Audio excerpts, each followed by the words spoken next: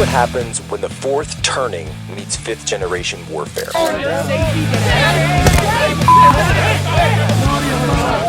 A commentator, international social media sensation, and former Navy intelligence veteran. This is Human Events with your host, Jack Posobiec. Christ is king. All right, we're here with someone that no one at Real America's Voice has ever seen before. You're not going to be familiar with this guy. His name's Kaelan Dorr, believe it or not. I know this is the first time you've ever heard that name. And he actually works in the White House now. It's his first time that he's ever had a job in the United States. We can't talk about certain things that are still classified to this day that he has to take to the grave. But Kaelan Dorr, as you know, our former Real America's Voice host, is now here at the White House in the comms department. Let me see here. It's the Deputy Communications Director and Deputy Assistant to the President of the United States. Wow. Kind of an upgrade. It doesn't.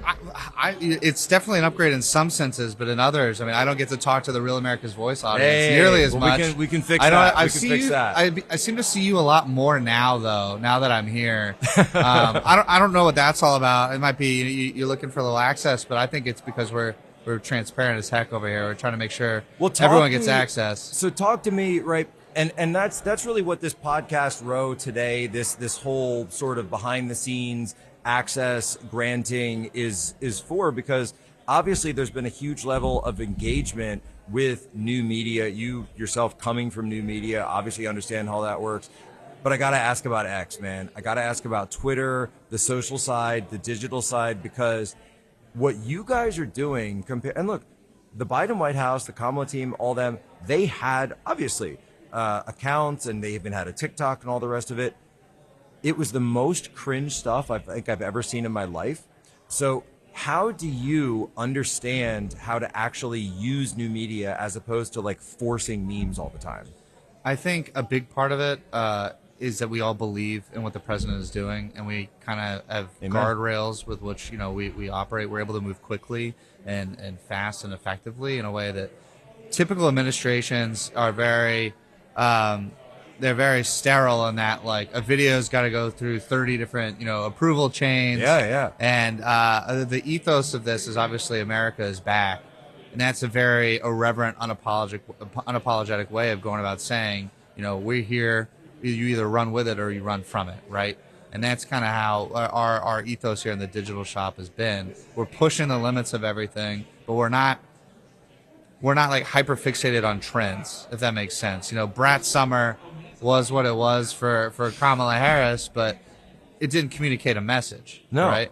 And I think we've done a really good job of not just doing engagement for engagement's sake, but making sure you're learning something, you're taking something away. Whether it's Tom Homan reciting a love poem to, roses are red, violets are blue, come here illegally, we'll deport you. I think it's pretty clear what takeaway you're getting from that kind of thing. So we found a way to marry it, but I think it starts with us all believing with what the president wants to espouse. The gloves are off in all senses. I mean, you see Stephen Chung's X feed is pretty aggressive and doing pushback. We've got the rapid response accounts that are constantly doing stuff. Is it true that Chung has started wearing the bowler hat like at all times? Is that rumor that's been going around? So it's not at all times. He puts it on when he's up to no good. He'll transform into Odd Job when he's about to dunk on a reporter for so this fake week news. It's been on all this week. So I haven't seen him not wear it. I'm sure he showers with the thing on. I think so as well. No, I mean it's again, but this was a meme that had been taking off, and then Chung sees it, and then someone, I guess, wore a bowler hat for the St. Patrick's Day that he puts it on, and then it just becomes a meme in and of itself. And so I do think that there's something in the philosophy of memes, if there is such a thing, where a meme is a distillation of truth and a distillation of reality. And this is why the left can't meme, because they deny reality. And so if you're not communicating a reality or a message or anything of substance, your memes won't travel. So this is why when you mentioned Kamala Harris doing Brat Summer, nobody understood what that meant. Right. Unless you're a specific fan of that album and that artist, it just wasn't conveying anything to anyone. Whereas these are styles and aesthetics that might be added to a central core message. Yeah, and I think you touched on something that's really important, and it's something that we strive to fight for every day here, and that is, the other side of the aisle, their entire policy platform for at least the last 4 years, arguably a lot longer, has been relying upon gaslighting the American public into believing what's going on in front of you isn't real, right? Gas prices are going up. No, they're not.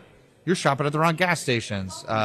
Companies are price gouging. Like, none of those things are found to be true. The media didn't talk about egg prices for 4 years. Right. And then all of a sudden, January 20th, 2025, huge issue. Why hasn't this gone down? He's been in office 3 hours. And then when it did go down, they just stopped talking about it, moved to something else. I've actually been going back and forth with the, the Gas Buddy guy. Have you seen the Gas Buddy guy? Oh, yeah, does like the talk show? Yeah, So I've been going back and forth with him because he had this huge thing about how the tariffs are going to cause gas prices to shoot through the roof. And actually, gas prices have plummeted. So every time there's a headline like that, I always tag him and put a screenshot of his tweet up. I love that. And he gets so mad at me. He said, well, the tariffs were shifted and something was left up. I said, hey, man, hey. No, and you know what, by just speaking on this, there's a 3-word phrase that I want everyone to repeat, and that is let Trump cook. Yes. And that's all that he's done. He has not let us down once. He's thinking things through in a way that disrupts the status quo here in Washington. And it's like for 24 hours, everyone's hair was on fire. Oh, this is going to be the end of everything. And we ended up getting everything we needed. We secured our border even further. We're stopping fentanyl. I mean, it's absurd to me how many times you've got to do the same song and dance over and over again. You're referring to someone or a group of people that I lovingly like to call the Black Pillars online. Yes. And the Black Pillars have to go. So for folks who don't know, because we're deep into meme talk here, the black pill. So to be white pilled means you're hopeful, you're optimistic. So I'm white pilled on Trump. I'm white pilled. Good. I believe that this is a positive movement for our country. I believe the Make America Great Again movement is positive. Now, does that mean that every single day is going to be like this incredible? No, it's reality. It's real life. But the people who embrace despair, it's like they want to see him fail because either they backed the wrong horse in the primary, or they don't like that he doesn't support a certain issue that's their pet issue or something like that. And so they're looking for ways to get at him and to snipe at him. Whereas you look at the overall trajectory of things, look where we were just a couple of weeks ago in this country versus where we are now. And it's night and day from the previous administration. So that's why I always kind of tell people, it's like, guys, step back for a second. Step back and understand that just because your specific thing isn't trending today doesn't mean that in a week from now, like, oh my gosh, today we just rolled up MS-13 leaders and he just, revoked Jack, we rolled out an election integrity this week. The election integrity, that's something we've been talking about doing for a long time. Which I believe is that actually tied to federal funding to states?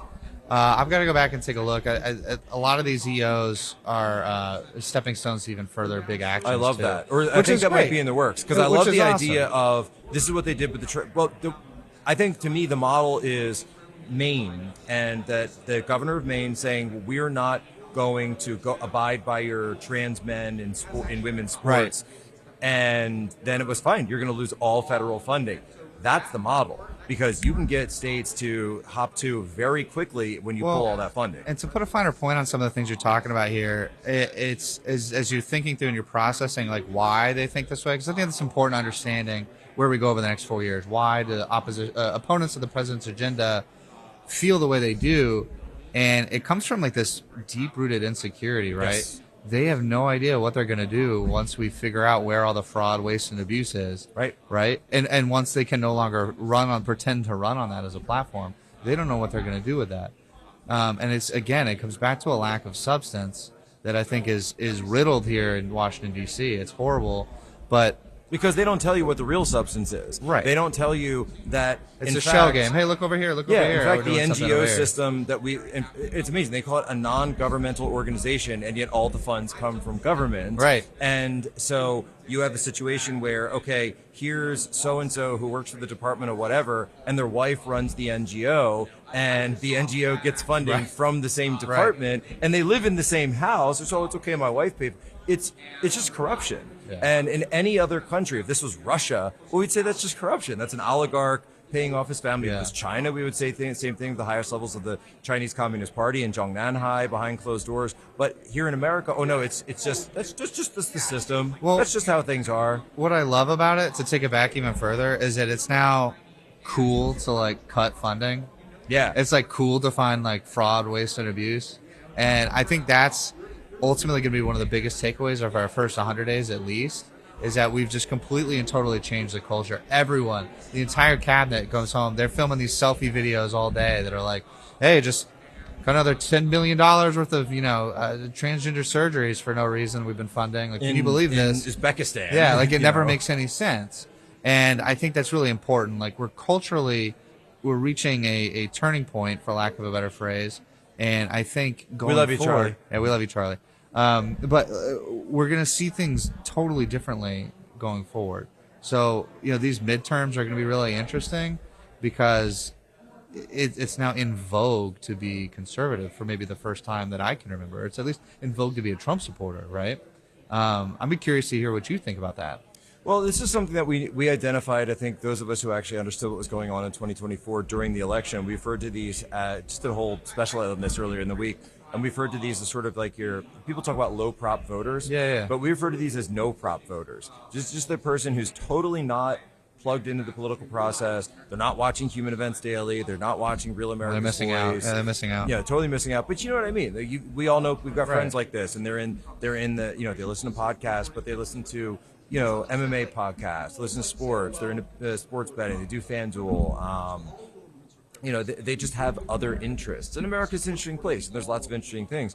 And so what Trump was able to do by reaching out to new media and specifically reaching out through the sports world and through other sort of male adjacent, but it's with a lot of female overlap as well. Well, they have no message for those people either. He was able to reach out and say, hey, I can represent you, and I can bring you on board in politics. And this is something that we've seen. You mentioned the midterms. It's going to be interesting to see if the Republican Party can bring those people out to vote when Trump isn't on the ballot. But at the same time, you have to find ways to reach out to those people, because Trump's brand right now is more popular than it's ever been. Than it's absolutely ever been. And so this coalition is real. The coalition exists. The coalition is there, but it's going to take work to keep it together. Everybody thought Obama would keep his coalition together. It completely fell apart when he left. So that's going to be something that's actually something I think about all the time, is how do we keep this all going, keep the spirit going, keep the substance going.